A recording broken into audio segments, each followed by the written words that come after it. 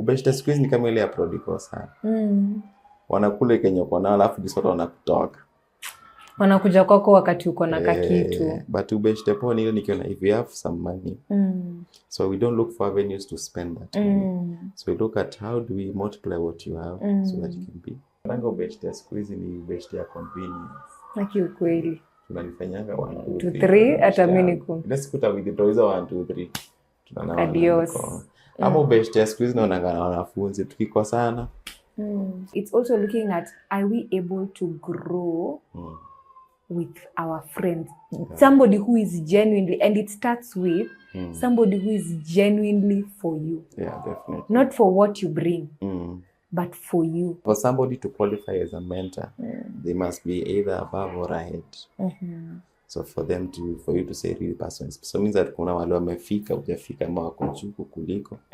So that is now what qualifies them to become a mentor. But for friends ni watu mnatiana moyo. Your peers. You inspire each other, you push each other. You're watching Unpack podcast, where families get restored, transformed and healed. 'Cause he never ever lose a battle. He never ever lose a battle. God never ever lose a battle.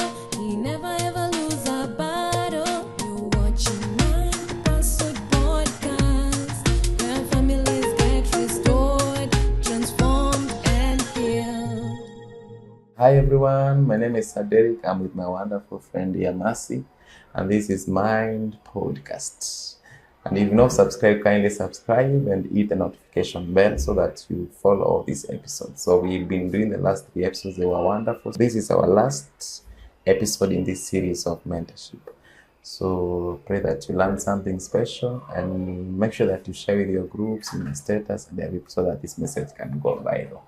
So back to my awesome friend, Nas. Oh, thank you so much. Wow. And we take a deep dive. Mentorship. We've touched on character. We've touched on dependency. We've touched on the role of mentors, the role of mentees. And I want us to finalize with friendship. Because in mentorship, bado iko na ubeshte. Sindio? So maybe you can tell us, how does friendship differ from mentorship relationships in purpose and boundaries? Okay.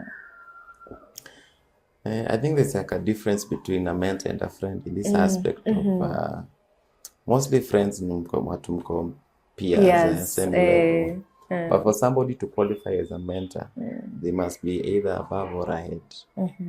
So for you to say real person, so means that kuna wale wamefika hujafika ama wako juu kuliko. So that is now what qualifies them to become a mentor. But for friends ni watu mnatiana moyo. Your peers. You inspire each other, you push each other. You know, that's the difference. So a friend will push you, but a mentor will pull you because they're on the other side. They're going to come this side. Come this other side. Friends mko hii side za mnapushiana. Tufanye. Tujitume. So inakuwa that easy. So at least a mentor is on the other side. So at this other side mnapushana so that you can go to the other side. And you need both. You need both. It's just like us, we are friends. So we'll push each other. So to win nations. But now they're pull ahead of us. Definitely. That's deep. So what makes a friendship healthy and growth oriented? Because sababu kuna ubeshe tu ni ya kukula tu masamosa and that's it. You know, like you cannot, by the way, when you sit down to reflect, you can't tell. And I think it's in a friendship imeharibiwa mingi. You know, the first time actually, even in the Bible, the first time the word friendship is mentioned is between Abraham and God. Oh wow, tell us more. So now for him to be called a friend, there was a covenant that was made first. So if there is no covenant, then there is no friendship there. Tunapatanga ubeshte siku hizi ni ubeshte ya convenience. Haki ukweli. Tunanifanyanga 1 2 3 hata mimi niko. Let's kuta withdraw 1 2 3. Tunanaona. Adios. Ama ubeshte siku hizi naona na wanafunzi tukikosana. Because I offended you in one area, so there's no room for forgiveness because there's really nothing strong that bonds you together. So even like a small thing is strong enough to separate you. But where there is a deep covenant, really connection, and there's something, kuna shared values, you even feel hiyo ugumu wa kulet go. Mtatafutana msameheane, kasonge. So, and I think if there's one verse that really defines good friendship, it's a verse in Ecclesiastes, I think chapter 4, verse 9 and 10, up to 11, says 2 are better than 1. And it gives 4 reasons why. So it says, if one falls, the other one will lift you up. If one is attacked, your friend will come and defend you. Nasema pia, if you lie together, mtatiana joto. Na pia inasema, if you invest together, you get a bigger return. So I think that verse defines 4 things a friend has to bring in life. Those things haziko kwa hiyo best age. Hiyo ni chama mnafanya. Umesema ni chama. Chama ya udaku. Hiyo ina agenda. So number 1. So hizo ndio vitu ninajuanga hapa kuna best real. Number 1, if you guys can invest into each other, na pia you can invest together. So mali you feel investment. Ni kama unajua kama ile ubeshte squeeze ni kama ile ya prodigal sana. Wanakule kenye uko nao alafu jisoto wanakutoka. Wanakuja kwako wakati uko na kakitu. But ubeshte poni ile nikiona if you have some money. So we don't look for avenues to spend that money. So we look at how do we multiply what you have so that you can be bigger than that. So if you have friends who actually put a demand, wanakuambia tuingie kwa isako, something I saw somewhere we can buy, there are lands that are cheap somewhere, we buy and we wait. Juu pesa ikikaba tutakula tuishi. So afadhali ujuange ulichimba kwa mchanga. So if you have friends who can actually challenge you like that, then you have the best friends. But hii ingine unabani, like the other day I was talking to another girl, I was trying to counsel out of alcoholism, kwa addicted vibaya. So when wangeenda kulewa, in one night they would even drink 120 G's. 120,000. Na hiyo ni udema amesponsor. Ni hata komboa Uber, mabeshte wake waende wakunywe, kisha kunywa wakombolee BNB. Alafu akirudi kama mtu amlipie Uber arudi kwake on a budget. Pesa akaspend. Wakati alisota walimtoroka because now she's broke. And so sometimes we find that most people wanajipatanga kwa such friends who are a bit parasitic in a way. Wanakula kenye uko nao. So if you have friends who can put demand on investment, I think you have good friends. And number 2, you also need friends who can warm you up. Because there are days when life can be very cold. Things can be tough. Maybe uko poa financially, uko poa vitu fulani. Like me I have 2 of my friends. Si wengi lakini I think those are unique ones. I think we tumeishi ile point ya if either of us tukiombana pesa au rudishiange mwingine. Yani na si kila mtu yatu ni wawili. Baka nikimwambia na kurudi. Kuna mmoja nishamrudishia doa akasirika. Derek, if I give you money, never refund me back. For you, me siwezi kukopesha beshte yangu. So, kuna lakini hiyo si kawaida. Hiyo tu ni 1 na million. So I have to like that. Hata mimi wakiniobanga I find it hard kuambia warudishe because that's how we've grown. So, any of those friends, you know, when you are cold, you know, if I call them, those guys will come through for you anytime, any day.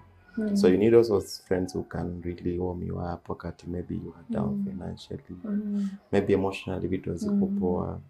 Hata vitu za kiungo kwa chini. Kuna siku nilikuwa nimesikia niligonga wiki siombi, nikienda kuomba nasikia sina content.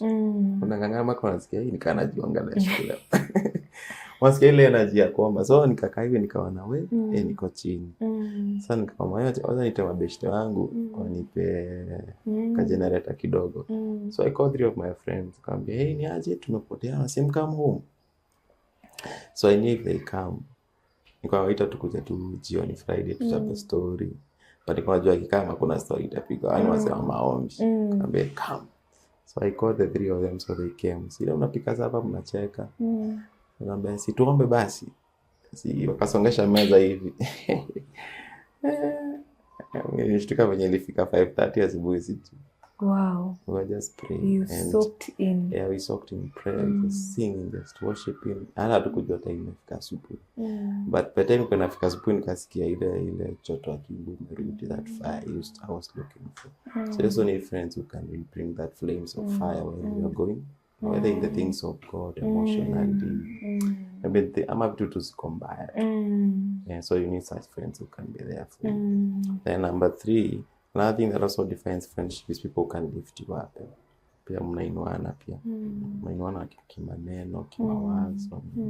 You're watching Unpack podcast. You know, there are people you can meet over a cup of tea. Patana tu over a cup of tea tu chape tu story. Nakwambia baadaye unamalizia convo 1 hour 2 hours. Wazenda kwambia paradigm yako ya kuthink Imeshift. My God, I know those people. Those are people unawatafutanga once in a while. I know. They are rare. Okay, toka tunasikia kuna time, kuna done za buy chai, ambia hii aje tupatane over a cup of tea. But you know the agenda is not even the tea, because you know if you guys start a conversation, by the time we are done, your mind is random yako iko very high. So such are also good friends. You may not meet every day, but once in a while do a catch up. It's very important. Na pia lastly nasema people can defend you. Kasi wakati umegongo umeanguka chini. You also need friends who can come through and kupe defense. You know, kuna story, kuna MP fulani kama uliona hiyo story last year. It was a funny story. Alipatikana na kesi fulani, is a guy from huko Western. So kwenda kwa koti akapatikana na kesi fulani ya kitu alifanya wrong. So akaambiwa lipe 5 million. No, it was around 3 million ama fungwe for 2 years. Anasema alifungwa WhatsApp group. Within 3 days wakamaliza hiyo do. wow. So people are making a joke. So your story ikitrend wasako vizana hapo. Who is your friend? Akasema if you open a WhatsApp group. Yako. How much can you raise in 3 days? Uko na deadline ya 3 days.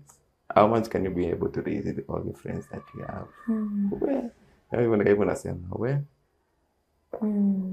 You also need to challenge. Challenge the quality of friends you also attract in your life.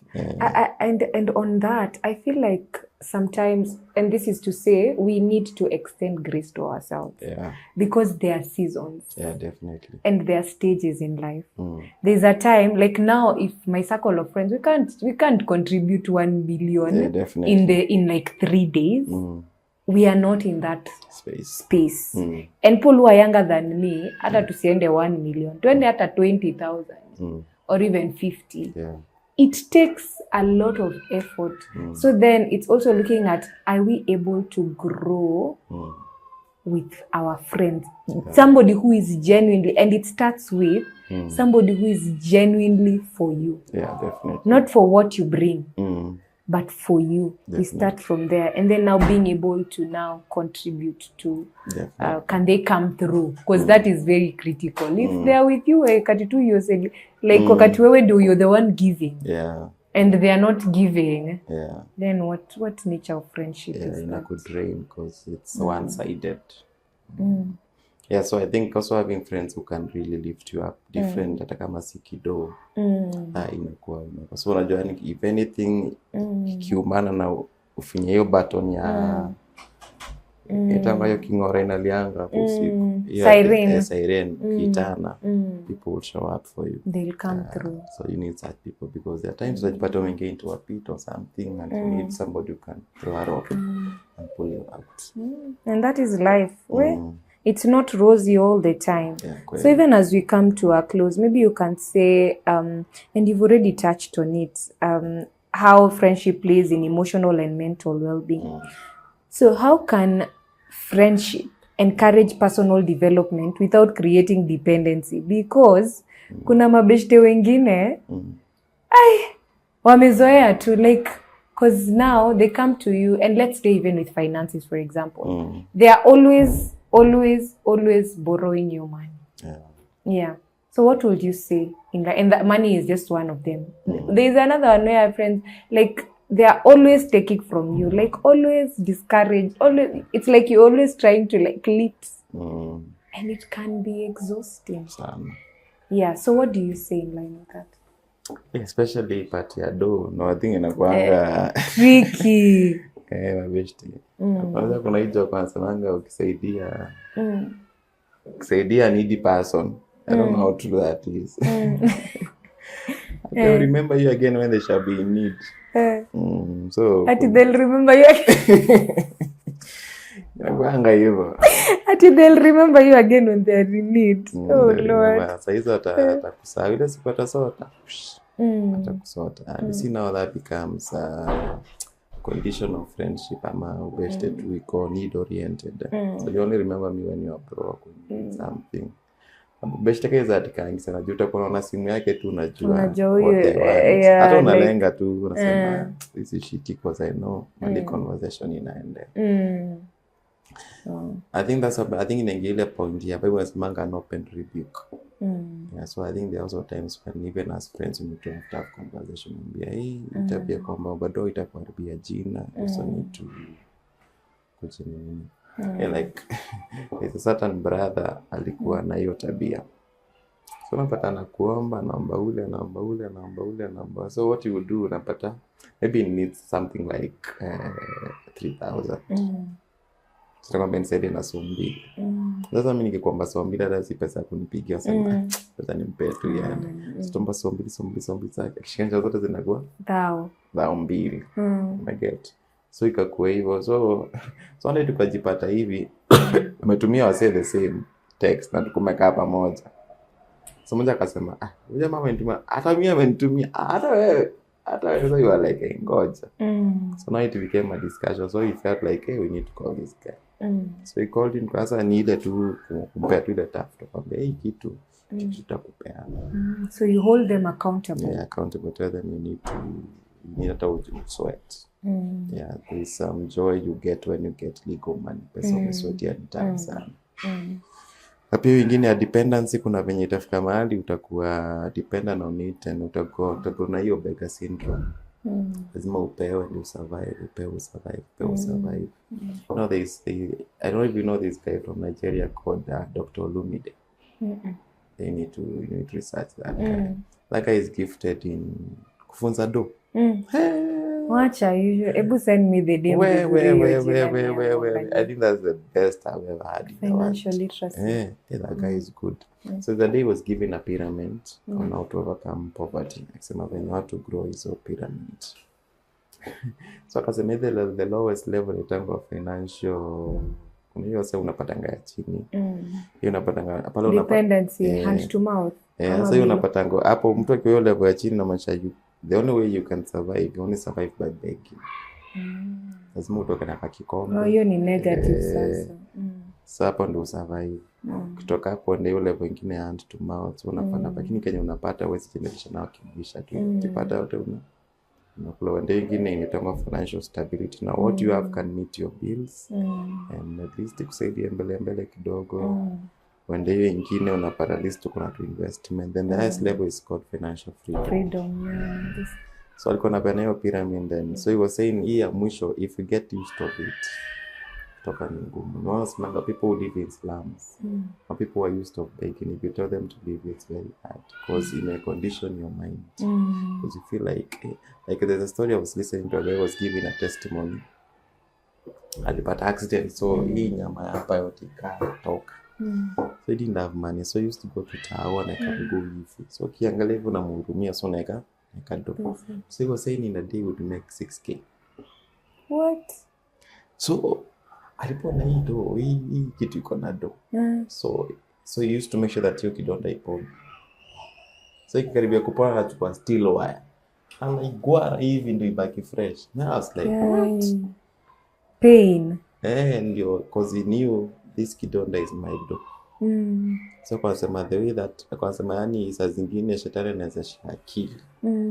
Yani kidonda utaki kupona jojo ikipona nitaenda kazi na sitaki kusweat. So let me stay with this wound as fresh as it is. But I am sure before evening have my 6K. So napata it's a mindset. So unless it is confronted, so that person will grow baking, get married, be the same concept, the same concept. I know sometimes when it comes to money, kitu nimekuja kuona na do, pia do ni kitu, mindset ya do ni kitu inakuwa transferable to the kids. So the way kids see how you raise money, it also becomes their model in life. Ukionanga dadi pia ni wakuombaomba, pia wanagrow na hiyo mindset na mentality. Lakini ukionanga dadi ujituma, uza vitu nini. You also even hata unawatagi into your enterprise, they also learn the nitty-gritties, they also make it in there. Lakini kama hakuna ropes wanaona kwako, so they grow with that mindset and it becomes very dangerous. You're watching Episode Podcast. Oh, wow. So maybe lastly, and the mindset is important. And that's why I started Mind Pursuit. Because if we change the mind, then everything aligns. And change the mind for the better. Yeah, so it's a great asset. So how does healthy friendship complement mentorship and personal growth? Yeah, so I think they complement each other in a way whereby mabeshte, you know, mabeshte, at least if there's genuine friendship, at least you can call out. Yeah, you can call out. If there's something wrong in your friend, you can call it out. If you see hypocrisy, you see laziness in your friend, you can call it out. And then you keep reminding each other, man, we have a goal, we have something we need to achieve, there's a place we are going. So if you're there and kuna mtu anakupush na kuremind there's something you need to achieve, so you're likely to hit your target faster than if you are left on your own. You don't want to do it anymore. If somebody comes, hey, let's do it, man, you can't give up now. You get the motivation. It's get a Bible saying, don't get weary of doing good, because that is a reality. Sometimes you can get weary. Out of the bad thing, even doing a good thing, I should give up now. Now the verse says at the end, you will reap. So you keep telling them, harvest koko mbele, hatuwezi give hapa katikati, tujitume. Then one day mnafika kwa like, Mwenyewe, it has given. Angalia mali tulikuwa. So inakuwa sasa nyenda naangalianga, nasikianga stories za some entrepreneur. Now there's a day nikiwa KU. Our then VC was Mugenda. Madam Mugenda. So tukifanya ile induction ya first year, she came with her classmates. So akiwa kwa space anasema, I just came with my classmates. We were just having a tea in the office. So nikawaambia tukuja hapa first year wako hapa tuongelesha alafu ndo tuende zetu. So I see that one used to be in same class, she's now the PS. Hey, see these ones, nani, yani ni wasewa bigi. I was like, man. Wow. And we used to play together. We were in the discussion group. We used to go to see it together. So just meeting, we're just reminding ourselves those days in Alliance Girls. Wow. Hey, nikaona, man, having such friends, and then later you meet them, you're like, no, some days kwa tunakumbushananga tuamke mapema, hata hizo stories zinakuwa fun, zinakuwa hasa kulingana na msemini anasema tulikuwa tunaruka shule, tulikuwa tunafanya, so there is nothing really you are proud of. But this one you say that we used to sacrifice, we used to pray together, we used to do this. And at least now we are someone. So I think when you have good friends, inakuwa quite inspirational. Inakuwa hata ni fit even your kids meeting. Tutaenda kwa kuna tunaitanga kwa auntie na Siriland. Kweli. Najua umekuwa mabeshte mpaka watu wanakutanga naitanga Sonia auntie. Nenda kwa auntie Sonia, juu umekuwa mabeshte mpaka umekuwa nika family. So tunaenda kwa nani? Such things are very important. Kuna sikia another guy akiniambia the reason why rich people take their kids to very expensive schools so that those kids can network. Beyond the money, please network. After kulipwa 2 billion, how many millions per term? You better network. So those kids when they meet, they're like, who's your dad? Who's your dad? Toto, hizi frustrated. Kasi kama si tuenda hizi shule za kawaida. So before utafute anything network, double the effort. Kuna ingine tu nikupigia ni aje, so you call your dad, tell him, Daddy, I have a friend, okay, send him to my office. Done. By the way, you're speaking about, there's a book also one of my instructors aliniambia you need to look out for. It's called The Outliers. The Outliers. The Outliers. Okay. So like life it's not linear. Una imagine sisi tumetoka Eastlands. Yeah. We are navigating. There's somebody who was born with the who is who. Yeah. It was like their everyday thing, taking tea with who is who. Yeah. So now, Kweli. for you to get to that level, I've not read that book, but just basing on of our conversation. Yeah. Hey, Jamani, sometimes you need to extend grace to yourself. Yeah. It doesn't mean you can't. You will get to that level, even more. Yeah. But also Enjoy extend wisdom. grace to yourself, and also there's that process. Yeah. Because there's somebody also who's looking at us and saying we were coming from privilege. Them wako huko village, huko Bundu, huko ndani. Hata kupata vitu kama podcast is unheard of. Mimi siko na boya shaika mkwetu tukiwa high school. Kama toka ushago. Akaona you know those days we used to use the DVDs. Sasa nikachukua DVD sasa venye kwa tunaipanguza hivi ndio sisi. Jamani angalia hivi akaniuliza hiyo sahani inatoaje movie? Yani kwa kili kwa sahani. Hiyo ni sahani ya hiyo na kitu kama hiyo. I agree by the way. So yeye akituona kwa maze tuna make it. Make it. Yeah, ukweli. Ukweli. Na kwa wengine pia unakutana na wengine like hey, awa wali hata mimi I'm like my God, if I had your opportunities. But God doesn't make mistakes. The background he has put us in is for a reason and a purpose. Yeah, and the beauty is he does all things well. And at the end of the day, we all dominate. Yeah. We just need to partner with him and know what is it that he wants us to do. And he'll be able to orchestrate. And he does all things well. So thank you so much. It was so nice having you, Derek. Nimdeep, umesikia? Nimdeep. Yeah? So yes, Derek, tell us more about your books also. At least uonyeshe watu cover. Na wakumbushe where are they getting them from. So I've done 2 books, so you can actually hold one. So we have 2 books. There's one called Spell of Darkness Among Teenagers. So it's actually a book I wrote for teens and people involved in teenagers, kwa church, kwa shule. So this book is addressing the issues that are hitting our children today. So you can around so many chapters are here. Yeah, it has around 10 chapters. There's a chapter on tattoos, gambling, masturbation, lesbianism, pornography, occultism. All these things that are hitting our children today. So at least you're able to understand what the thing is, how people get hooked, and how you can get them out of it. So it's a manual you can actually use to teach others. Then the other book is called A Letter to True Worshippers.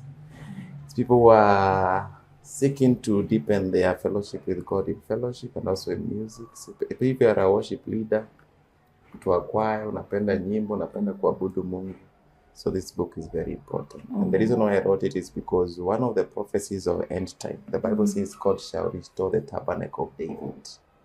So one of the things that will usher is return and his glory is worship and music. That's why in our generation today there's an explosion in worship. Everybody is doing live recordings. It's just another level when it comes to music.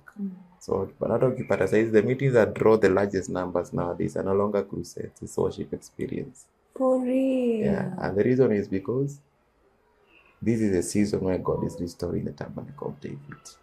So for you to know how to restore it perfectly in your church, in your days, this book, it's actually a manual that you can read so that you can align yourself with that prophecy. So when you see churches doing worship experience, it's not wrong. They're actually doing what is supposed to be done in this prophetic season. So God is using music, He's using worship, and that is what God is using to draw many to Himself in this generation. Yeah, wow. So kama utuoni crusade, usitujudge. Usijudge worship experience. Please get yourself a copy. An amazing book. I have this. Please get yourself a copy. Very powerful. So I hope you have been blessed and you've understood what mentorship is, how it works, and I hope you're going to like, you know, carry forward the insight that we've been able to get from this particular podcast. Feel free to share in the comment below. What is that one thing that you're taking with you as far as mentorship is concerned? So remember to subscribe, share, tell a friend to tell a friend, and it is adios.